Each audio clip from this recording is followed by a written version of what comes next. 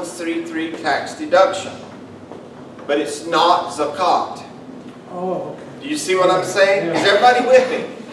You can give all the money you want to this masjid and get a deduction. You could say, I want to buy all the books for the school. And if the school is a 501c3, you will get your tax deduction.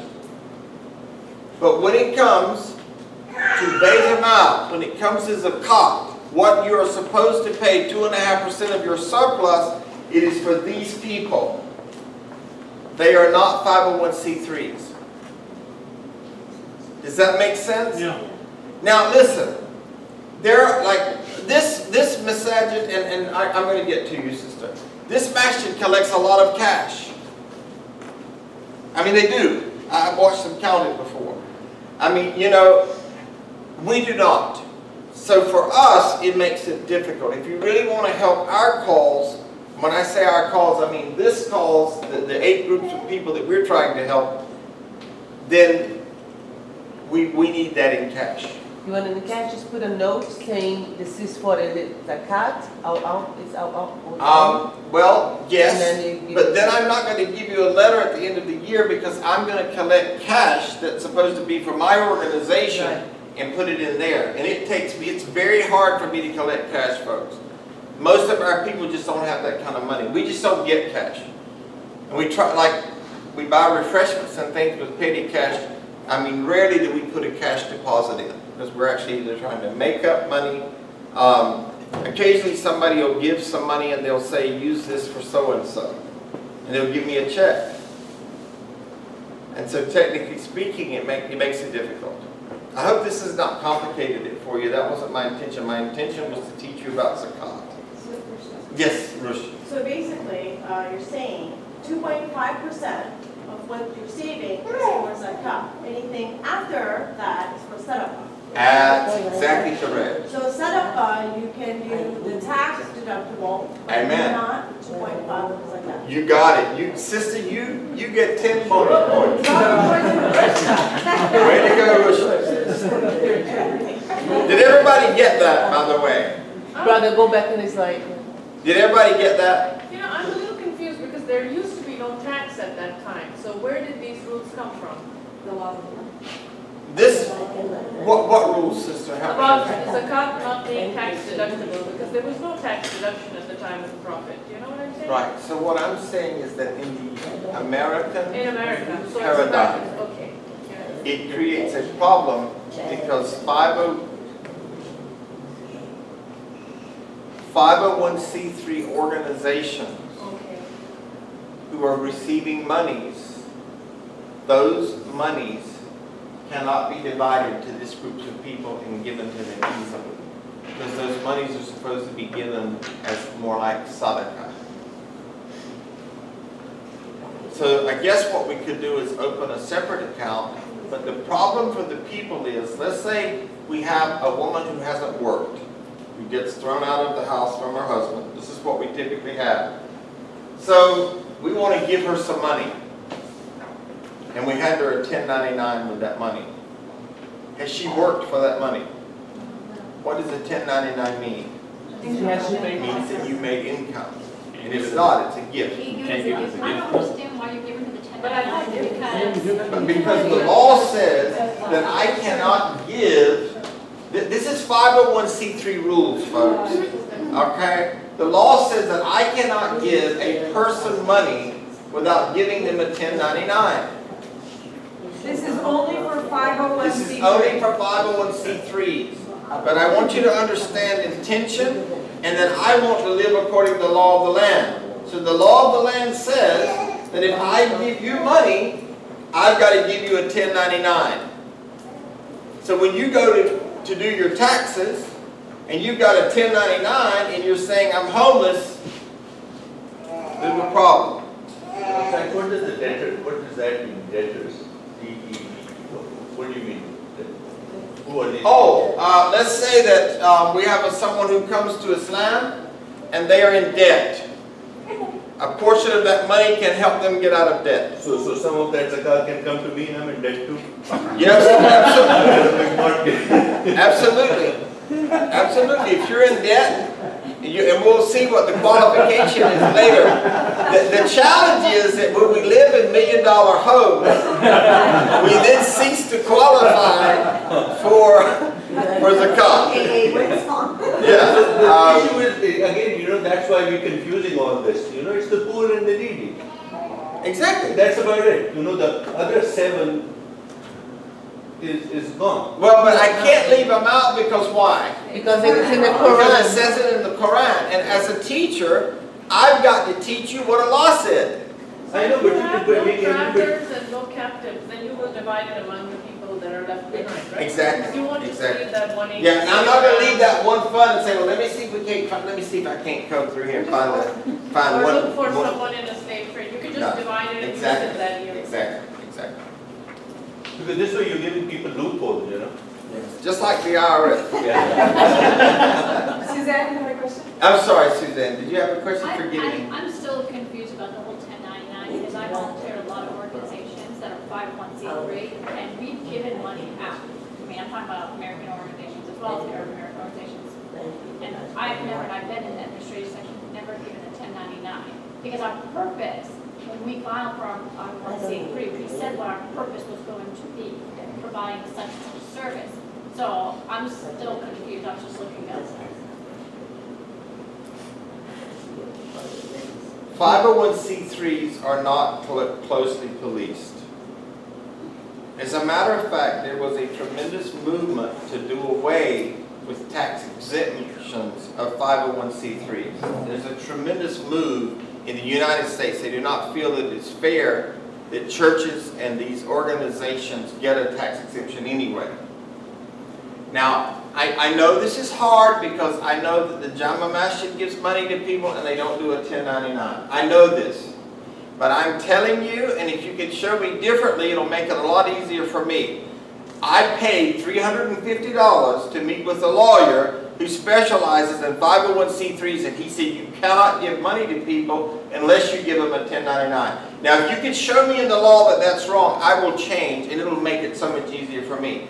I'm going to abide by the laws of this land, and that's all I'm trying to do, and I'm trying to teach you. I know that most people aren't doing this. It's because he's not getting cash, he's getting checks, and he has to prove the check is an income and he's giving us outcome. Is it But these organizations aren't getting cash either. But I'm telling you, if you consult the right people about how to run a 501c3, if you give them, and please, if you find out this is wrong, it'll help me, because we'll just open a separate account for that. But I paid a lot of money to get this advice because I was told and didn't believe it. And in order to give money to people, you have to do a 1099. Yes, dear. Part of our was not to, initially it was just to do dawah and to... No, our vision statement in our articles of our incorporation say that we do advocacy for people. It even says on the back of our business card that we do advocacy. But I know Catholic Charities. I worked for them, and I worked in the Salvation Army. I don't know how these companies get away with it, these 501c3s, but I did pay for the money because I wanted to do the right thing. If you could find out that I'm wrong, I would really be grateful for your help because it'd make it a lot easier for me. The class today, I'm sorry, is to try to lay the foundation of how you can pay zakat. But I wanted to tell you that if you wanted to pay it through our organization, some of the challenges that we have. Okay? But I wrote left the bank to who? But I wrote in the corner zakat. Yes. And so now, is that zakat al-fitr? What is zakat al-fitr, folks? They are separate. All right. And I haven't gotten even there yet, but we got slides to cover that. So that's $7 to $10 according to which scholar you speak to. I can buy a lot of food for $7, but it's $7 to $10 per person in your household. That is a separate account. That goes to poor Muslims so that they can have a great Eid. That is the purpose for zakat al-fitr. When is it supposed to be paid ideally? Before it's Eid. Actually, the ideal is for it to be paid the day before so it can be distributed. When is it mostly paid? On the day The of. people will be standing up there saying your prayer will not be accepted, your fasting will not be accepted unless you pay this before the prayer. The earlier you pay it, the more it can be distributed to those people. That is specific, Zakat al-Fitr, for that day, so that those poor people can have as wonderful a holiday as you have, so they can have something nice to wear. If you put on your check, Zakat, I don't know what it's for. I don't know if it's this you mean, or if it's that. Does that make sense? I mean zakat. Which one though? Zakat. Zakat which is Zakat that divides. Okay. because in the Quran about namaz, zakat, hajj, and all those 5 pillars. So it just really helps if we know what it's for. Okay, in any organization. And it's about your intention so that your money goes to the right place. Yes, brother? I'm I sorry. have a question about zakat. Is that paid on everyone in your household or every fasting person in your household? It's everyone in your household, even if it's a fetus. Okay. So you find out your wife is pregnant, you pay on that fetus. And that's the fix. Somebody had said fasting only, that's why I asked. No. Okay. So, 501c3 organizations giving individual money must provide a 1099 form. Checks written to Islam Inc. for this purpose are not for Islam Inc. and require saving cash donations in order to give these funds freely to the appropriate recipients. Now let me tell you, we get situations with women that don't have a bank account.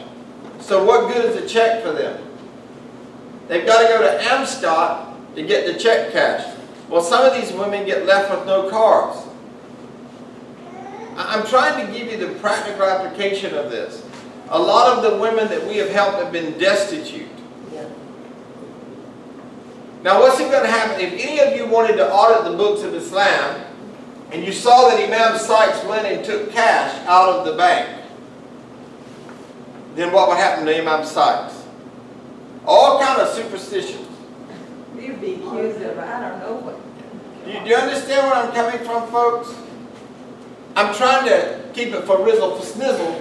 What it's about, whenever we're trying to give money out there, we have to guard our own reputations. Because one of the problems with organizations is they aren't transparent. The more transparent an organization is, the more you can trust that organization, right? Is that a right or a wrong? Yes. Okay. But not IRS trust. Well, we're not talking about the IRS though. We're talking about 501c3 organizations, Zakat al-Fitr so far, and Sadaqah. Trying to make sure you know the difference. Islam Inc. implements distribution by dividing donations intended for this zakat by the group stipulated in the Quran and distributes it accordingly. We do have recipients sign for donations when possible. We have had a situation before, like with the youth, it's confidential. Covenant House could not tell us the name of those youths because they were under protective custody. Therefore, we gave them cash. We couldn't have them sign for it. And that's where trust comes in. Who would like to think that there was a Muslim youth in a shelter here in Orlando and they couldn't have an Eid?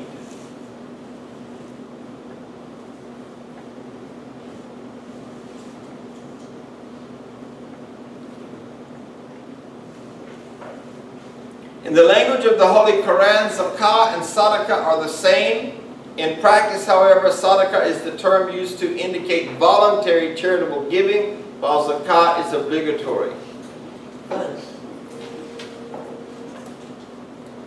Zakat al-Mal, commonly called Zakat, is due when a person's wealth reaches the Nisab amount, and I'm going to cover that for you in a minute, and can be paid any time during the year. Zakat al-Fitr is paid by the head of the household for each member of the family before Eid al-Fitr prayer. Zakat al-Fitr is about the price of one meal. estimated at $7 to $10 in 2015. And I went on the computer yesterday and I found different organizations quoting 7, some quoting 8, some quoting 10. Yes. There is no penalty for giving more. Never a penalty for giving more. The more the better. That's right. I agree with you 100%, but I'm trying, you know what happens is I teach this stuff and I get an email the following week, Imam Sykes, astaghfirullah, you said so much and somebody else said so much. So I'm just trying to cover all my bases because really and truly I want to do better things with my time than answering emails about one place said 7 and one said 10. So I just put it all out there and then inshallah we'll get through. How much food for Eid you can buy with $10? You know, just it's common sense. It's very well, little. as a matter of fact, it's a now plate of food. in the Quran it talks about weights of barley and different things like that. I actually used to like to give my zakat in food, so we could give so much more by buying the rice and stuff, and we literally would take it to families and give them the rice and beans and stuff like that, because they got more bang for the buck. Yeah. Well, now people get food stamps, but you know, we've had situations where we've also had illegal people here. They would be married, on the way to getting a green card, husband beats them up. This happened right here in this community a couple of years ago. The wife wasn't legal. Now how can I give money to an illegal person and be a legitimate organization? I got problems. But if I've got cash, I can work with that. I can help that person. Can I give somebody that's illegal in this country right now money in a check form? No. They don't even have an ID, some people. Just go to Catholic Charities and check this out, folks. When I was at the Salvation Army, I used to have volunteer people helping me get IDs for people. A lot of us don't understand that stuff because we don't live in that world. When the women are thrown out, they're thrown out. You say nothing, it's absolutely nothing. We actually, I'm thinking of a situation right now when a woman was thrown out. He wouldn't let her have her passport, her driver's license, or any identification. She did not even have her social security number. Can't she go to the police? She could go to the police, but I mean, what do you do until then? You want to cash a check? I give you a check. You go to the bank and say, I don't have any ID. Would you cash this check for me? And I don't have an account with you. You're out of gas. Nobody's going to take you. Nobody's going to do anything for you. Even Amscot won't cash your check. And that's the kind of situations that we deal with, folks. Police will not do anything as far as the person. When I took a person to the house where she lived, the guy said, oh, he lost it. And the policeman said, well, you know, that's it. We had another situation where a man abused a woman, went to jail. He took the police. A lot of money in this situation. I'm actually, perhaps maybe they got a little payoff, Allahu Alam. They went in and they said, oh, the passport's supposed to be in the safe. They opened the safe and it wasn't there. We keep judging the situation. So, we should not. You know, you give and that's it. What I want to do is teach you this pillar of Islam. And you know, we can resist it. We can look for every excuse. We can look for every law. I know that for me in my heart, I want to fulfill Allah's command. And I want to make sure that if I've got a surplus and I've held on for 2 years, for 1 year, I'm sorry, that 2.5% of that goes to these people. However, I got to get it to them. Because on the day of judgment, I don't want it to be branded and placed on my forehead.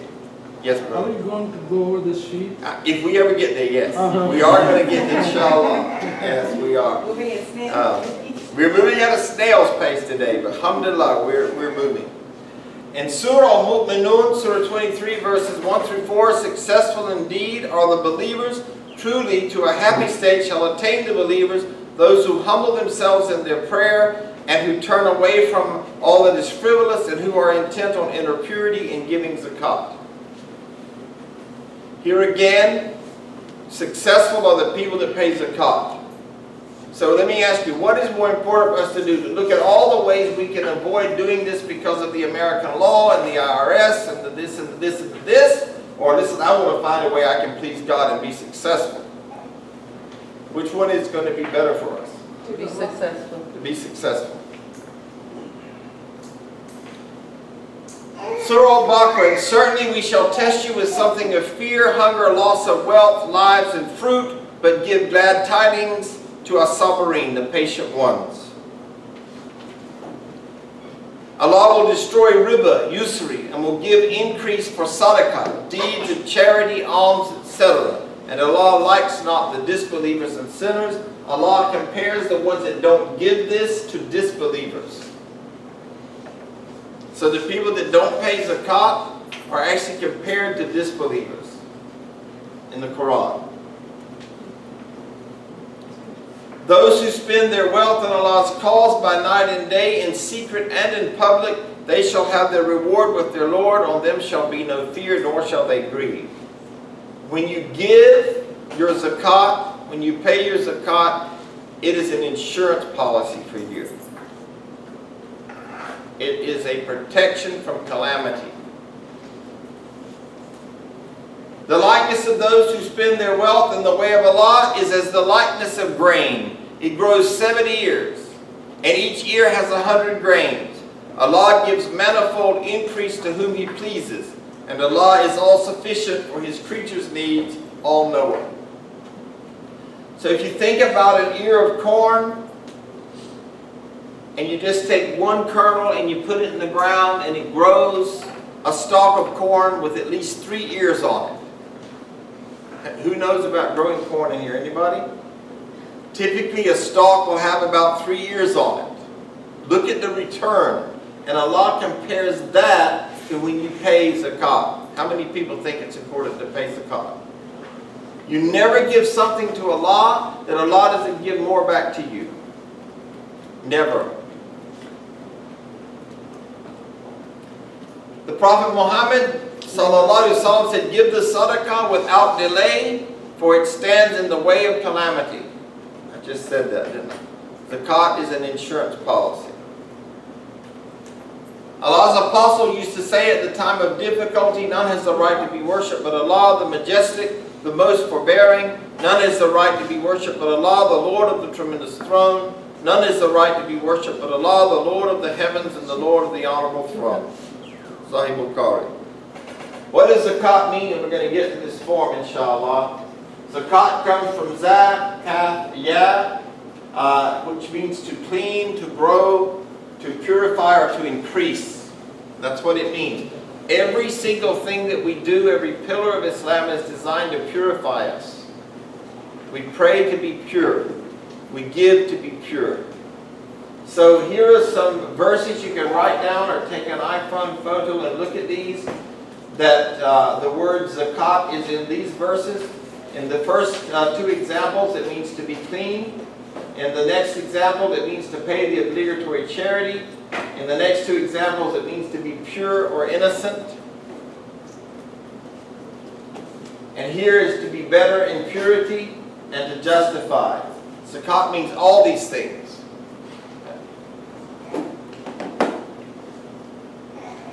In Surah Tawbah, Surah 9, verse 103, take alms out of their property. That is a hukum, a command of Allah.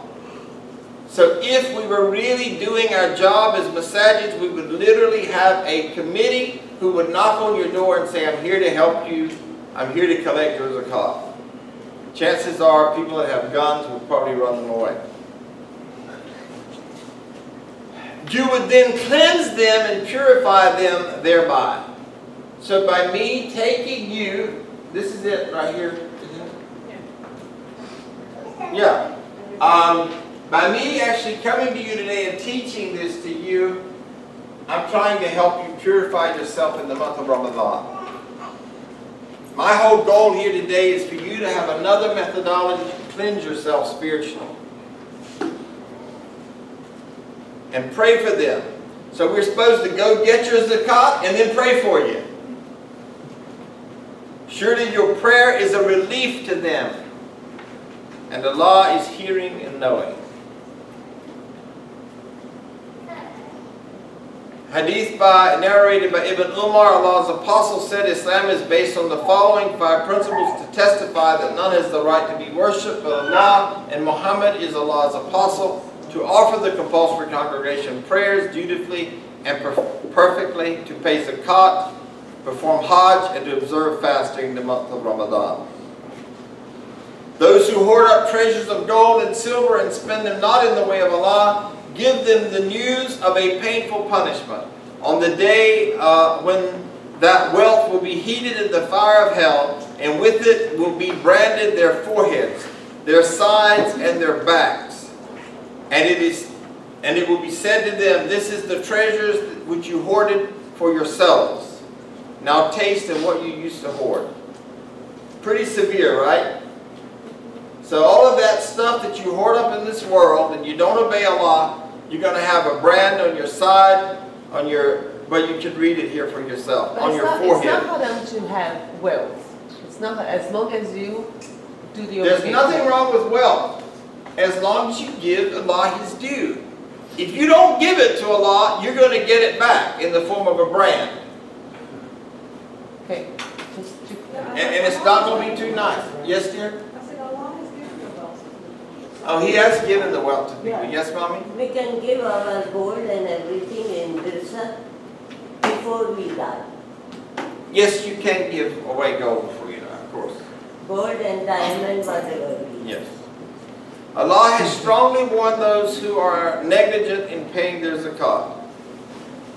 On the authority of Ali, the Prophet said, Allah has enjoined upon rich Muslims a due to be taken from their properties corresponding to the needs of the poor among them. The poor will never suffer from starvation or lack of clothes unless the rich neglect their due. If they do, Allah will surely hold them accountable and punish them severely. Another hadith. Ibn Abbas reported a woman came to the Messenger of Allah and said, "My mother has died, and fast of a month are due from her." Thereupon he said, "Don't you see that debt was due from her? Would you not pay it?" She said, "Yes, I would pay on her behalf." Thereupon he said, "The debt of Allah deserves its payment more than the payment of someone else." And this is where I was coming from with Dr. Nasser's question. Allahu Alam, Allah knows best. This is authentic hadith. Now that was specific to fasting. But then it's also, if you go back,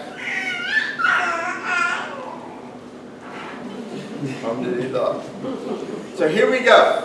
Gold, silver, cash, and other items are subject to zakat. Any other asset will only become subject to zakat if it was acquired or purchased with the clear intention to resell. So, let me ask you this. Your husband gives you $75,000 worth of gold when you get married. And you wear it once or twice a year to a wedding. Is that an investment? No. It is not. You are correct. That is your jewelry. But if you get married and your husband gives you $75,000 worth of gold, and you stick it in the safe deposit box and you say, "I'm never going to wear this gold. This is an investment. If he gets naughty, I'm going to leave him, and that's how I'm going to start over." Then do you have to pay on it every year? Yes. Absolutely. It's all about intention, folks. All about intention. A Muslim will only be required to pay zakat if he or she has full and legal ownership of an asset. You have to have full and clear ownership of that asset. So zakat is payable on 2.5% of the wealth one possesses above the nisab. Nisab, which is equal to the value of 3 ounces of gold, is the minimum amount of wealth one must have and maintain for 1 year before they are liable to pay zakat. Now if you'll notice on line 3, I have put the amount of 3 ounces of gold, and I'm sorry, 1 ounce of gold.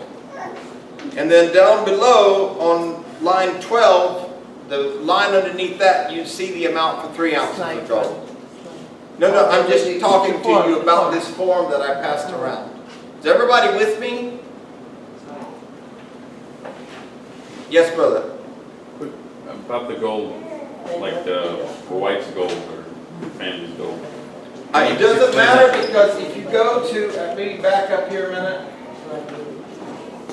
If you go to this website right here, it's going to give you, as of the day you go into it, gold per ounce and silver per ounce. So I'm not talking about that. I'm talking about the slide you had before when you said if you pay on your wife's gold zakat or not. You're going to weigh it. If it's an investment and she's got however many ounces, you're going to pay it based on this per ounce. That's how much it's worth. But if it's not an investment is what I'm saying. If it's not an investment, it's not an issue because it's not an investment. You don't have to take account of it? No, it's jewelry. Listen, brother, if I buy diamonds and I just want them for my wife, one day I'm going to put them in a piece of jewelry, but they're not investments. Diamonds are a girl's best friend. I do not have to pay on that.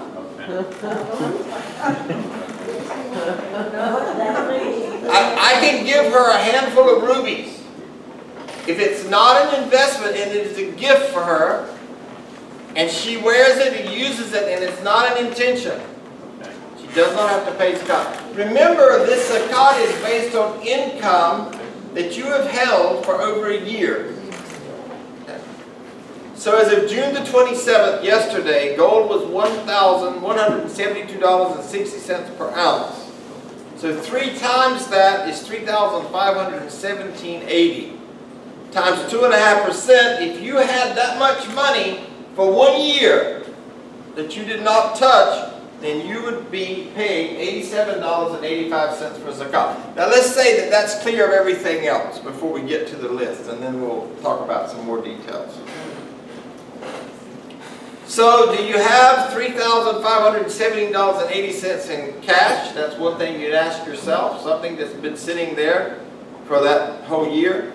Do you have it in stocks, in gold or silver, in business work? About 401k. Now, there is an argument about 401ks because do you have access to that money? No. No. So there's 2 scholarly opinions. When you get it, you pay on it. Some other scholars say you haven't. I disagree with that scholar because if I can't use the money, how is it surplus for me? It's all about surplus that I have access to. But same thing with stocks. If you have stocks but you didn't sell it, You go by the value at that time. If that stock, I own stock, I bought it hold on a minute, I want to answer your question. I bought the stock in the year of 2010. It doesn't matter what the value of that stock was, whatever profit I made in 2013, I can sell it if I want to.